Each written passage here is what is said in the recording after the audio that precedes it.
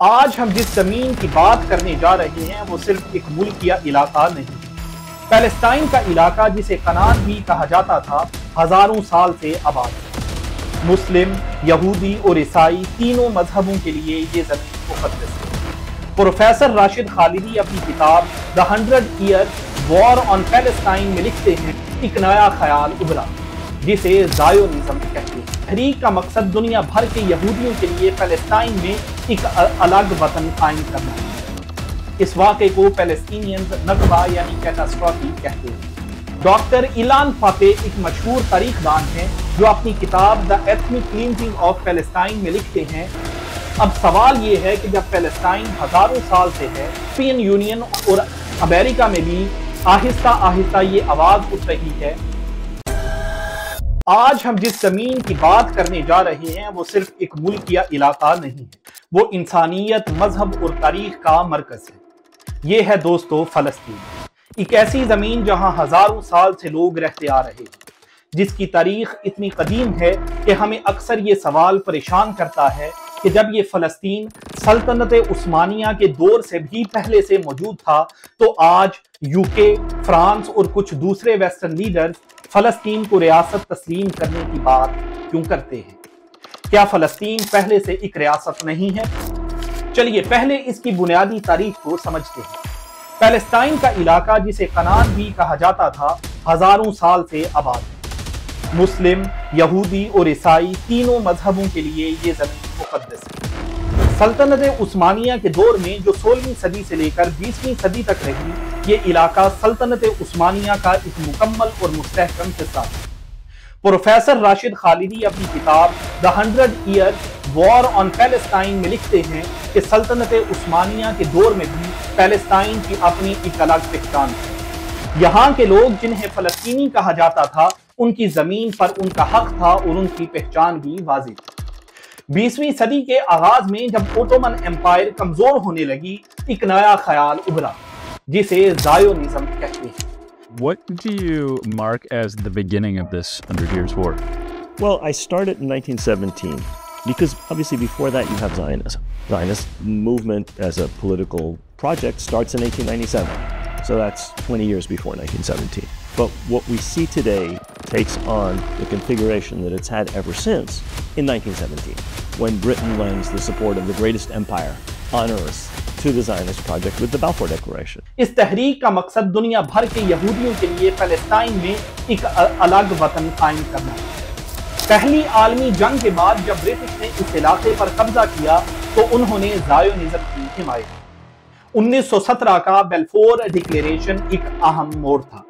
اس میں برٹش نے یہودیوں کو فلسطین میں ایک نیشنل ہوم بنانے کا وعدہ کیا، جبکہ اس وقت یہاں کی 90% آبادی عرب تھی۔ فلسطین کے لوگ جو صدیوں سے یہاں رہ رہے تھے، ان کی مرضی اور وجود کو نظر انداز کر دیا گیا۔ 1947 میں برٹش نے فلسطین کا مسئلہ یونائٹڈ نیشنز کے حوالے کر دیا۔ یو این نے ایک پارٹیشن پلان پیش کیا۔ اس پلان کے تحت فلسطین کو 2 حصوں میں تقسیم کرنا، ایک جوئش اسٹیٹ اور ایک عرب اسٹیٹ۔ لیکن یہ پلان نہ صرف عربوں کے لیے ناانصافی تھا، بلکہ اس میں فلسطین کے لوگوں کو ان کی زمین کا صرف 45% حصہ دیا گیا، جبکہ جوئش لوگوں کو جو آبادی کا کم حصہ تھے 55% زمین مل رہی تھی۔ یہ پلان فلسطین کے لوگوں اور عرب ملکوں نے خارج کر دیا۔ اس ناانصافی کی وجہ سے ہی آج تک یہ مسئلہ حل نہیں ہو پایا۔ اس کے بعد 1948 میں برٹش کے جانے کے فوراً بعد اسرائیل کے قیام کا اعلان کر دیا گیا۔ اس واقعے کو پیلسٹینینز نکبہ یعنی کیٹاسٹرافی کہتے ہیں۔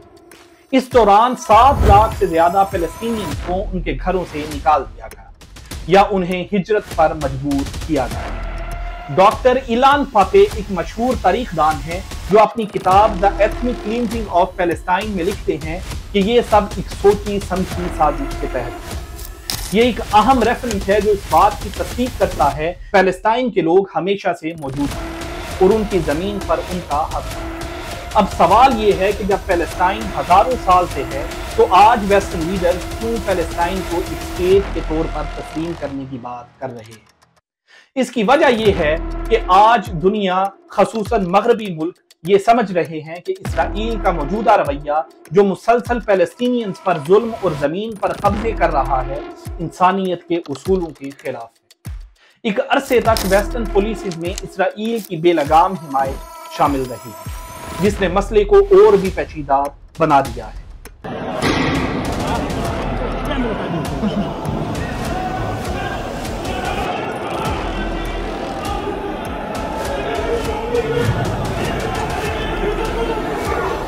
لیکن انٹرنیشنل لا اور انسانی حقوق کی بنیاد پر اب دنیا کو یہ احساس ہو رہا ہے کہ جب تک فلسطینیز کو ان کا بنیادی حق یعنی ایک آزاد اور خود مختار ریاست نہیں دی جائے گی تب تک اس علاقے میں امن قائم نہیں ہوگا۔ یورپین یونین اور امریکہ میں بھی آہستہ آہستہ یہ آواز اٹھ رہی ہے کہ 2 اسٹیٹ سولوشن ہی اس مسئلے کا واحد حل ہے۔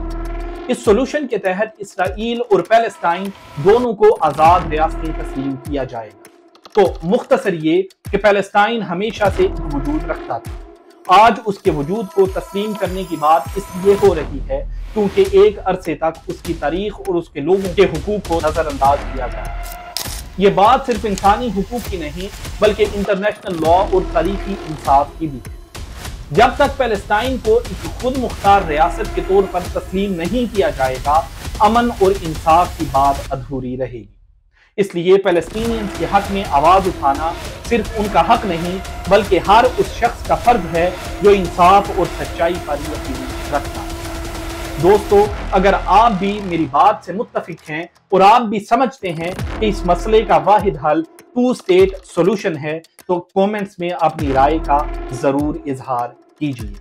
اس ویڈیو کو لائک کیجیے، شیئر کیجیے تاکہ بات رکے نہیں۔